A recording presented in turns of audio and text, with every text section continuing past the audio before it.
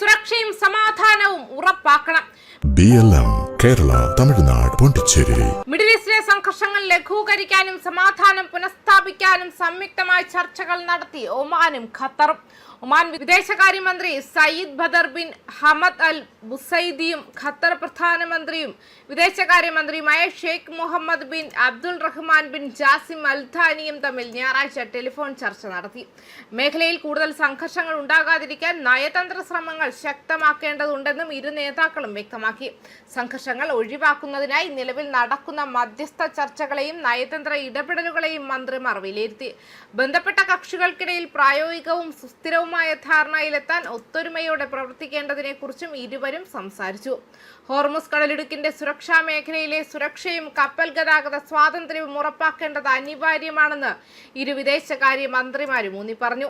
പ്രത്യേകിച്ചും തന്ത്രപ്രധാനമായ ഹോർമുസ് കടലിടുക്കിലൂടെയുള്ള അന്താരാഷ്ട്ര കപ്പൽ ചാലുകളുടെ സുരക്ഷയും വിതരണ ശൃംഖലകളുടെ സുഗമമായ പ്രവർത്തനവും ഉറപ്പാക്കേണ്ടതുണ്ട്.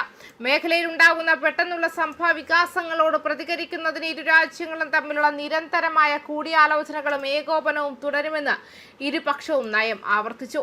സംഘർഷങ്ങളുടെ യഥാർത്ഥ കാരണങ്ങൾ കണ്ടെത്തി പരിഹരിക്കാനും സമാധാനം ഉറപ്പാക്കാനും കൂടുതൽ ശക്തമായ പ്രാദേശിക അന്തർദേശീയ സഹകരണം വേണമെന്നും ആവശ്യപ്പെട്ടു. അതേസമയം തുടർച്ചയായ 9ാം രാത്രിയിലും US സൈന്യം ഇറാനിൽ പുതിയ വ്യോമാക്രമണം നടത്തി. US പ്രസിഡന്റിന്റെ നേരിട്ടുള്ള നിർദ്ദേശപ്രകാരം US സെൻട്രൽ കമാൻഡ് വീണ്ടും US സമയം വൈകുന്നേരം 7 മണിക്ക് ഇറാനെതിരെ പുതിയതും വലുതുമായ ഒരു വ്യോമാക്രമണം നടത്തി. US യുദ്ധവിമാനങ്ങളും മിസൈലുകളും ഇറാനിൽ കനത്ത ബോംബാക്രമണം നടത്തുന്ന തുടർച്ചയായ 9ാം രാത്രിയാണിത്. ഹോർമുസ് കടലിടുക്കിലെ വാണിജ്യ കപ്പലുകളെയും സിവിലിയൻ നാവികരെയും ആക്രമിക്കാനുള്ള ഇറാനിയൻ സൈനിക ശേഷിയെ പൂർണ്ണമായും നശിപ്പിക്കുക എന്നതാണ് ഈ ആക്രമണങ്ങളുടെ ഏക ലക്ഷ്യമെന്ന് സെൻട്രോം വ്യക്തമാക്കി. വടക്കു പടിഞ്ഞാറൻ നഗരമായ തബ്രിസ് ഉൾപ്പെടെ നിരവധി പ്രദേശങ്ങളെ ലക്ഷ്യമിട്ടാണ് US ആക്രമണം നടത്തിയതെന്ന് റിപ്പോർട്ടുകൾ പറയുന്നു.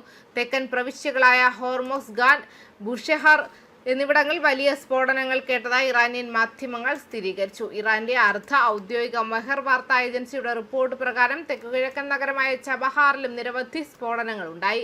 തുടർന്ന് കൊണാർക്ക് മേഖലയിൽ ഇറാനിയൻ വ്യോമ പ്രതിരോധ സംവിധാനങ്ങൾ സജീവമാക്കി. ഈ തീവ്രമായ ഷെല്ലാക്രമണത്തിനിടയിൽ ബ്രിട്ടീഷ് സൈന്യം വളരെ ആശങ്കാജനകമായ ഒരു വിവരം പങ്കുവച്ചു. ബ്രിട്ടീഷ് നാവികസേനയുടെ കണക്കനുസരിച്ച് ഒമാൻ തീരത്ത് ഹോർമുസ് കടലിടുക്കിൽ ഒരു വലിയ വ്യാപാര കപ്പലിന് തീപിടിച്ച് ശക്തമായി കത്തിക്കൊണ്ടിരിക്കുകയാണ്. എന്നിരുന്നാലും തീപിടുത്തത്തിന്റെ കാരണവും കപ്പലിന്റെ ഐഡന്റിറ്റിയും സംബന്ധിച്ച ഔദ്യോഗിക വിവരങ്ങൾ ഇതുവരെ പുറത്തുവിട്ടിട്ടില്ല. ഇറാനിയൻ അല്ലെങ്കിൽ US പിന്തുണയുള്ള സേനകളാണ് കപ്പൽ ആക്രമിച്ചതെന്ന് ഭയപ്പെടുന്നു. അതേസമയം പ്രാദേശിക സംഘർഷങ്ങളുടെ വെളിച്ചത്തിൽ ബഹ്റൈൻ തലസ്ഥാനമായ മനാമയിലെ US എംബസി സുരക്ഷാ മുന്നറിയിപ്പ് പുറപ്പെടുവിച്ചിട്ടുണ്ട്. മധ്യ മനാമയിലെ അജ്ഞാത സ്ഥലങ്ങൾ ലക്ഷ്യമിടാൻ ഇറാൻ ശ്രമിച്ചേക്കാമെന്ന് വിവരം ലഭിച്ചതായി എംബസി അറിയിച്ചു. അമേരിക്കൻ പൗരന്മാർ ജാഗ്രത പാലിക്കാനും പ്രാദേശിക അധികാരികളുടെ നിർദ്ദേശങ്ങൾ പാലിക്കാനും അഭ്യർത്ഥിക്കുന്നു. ന്യൂസ് ഡെസ്ക് കർമ്മ ന്യൂസ്.